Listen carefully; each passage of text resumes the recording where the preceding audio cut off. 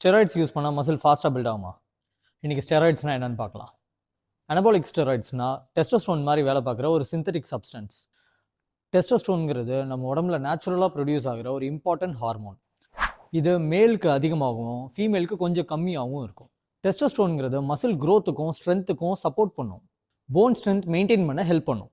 இப்போ ஸ்டெராய்ட்ஸ்க்கு வருவோம். ஸ்டெராய்ட்ஸ் எடுக்கும்போது நம்ம பாடியில் நேச்சுரலாக சுரக்கிற டெஸ்டோஸ்டரோன் சப்ரஸ் ஆகும்.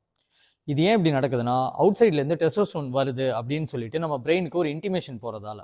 நான் ஸ்டெராய்ட்ஸ் எடுக்கணும்னு என்றைக்கும் சொல்ல மாட்டேன், அதுக்கு நான் டோட்டலி அகெயின்ஸ்ட். பட் நிறைய பேர் இவன் ஊசி குத்திட்டான்டா, அதனால உடம்பு ஈஸியாக ஏறிடுச்சு, ஸ்டெராய்ட்ஸ் போட்டால் போதும் உடம்பு ஏறிடும் அப்படின்னு நினச்சிக்கிட்டு இருக்காங்க. அது அப்படி நடக்காது.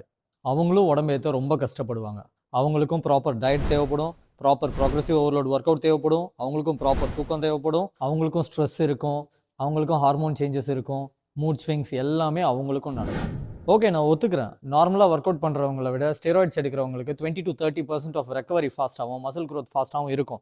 பட் அது மட்டும் நீங்கள் பார்க்கக்கூடாது, அவங்களுக்கும் கஷ்டங்கள் இருக்கும்.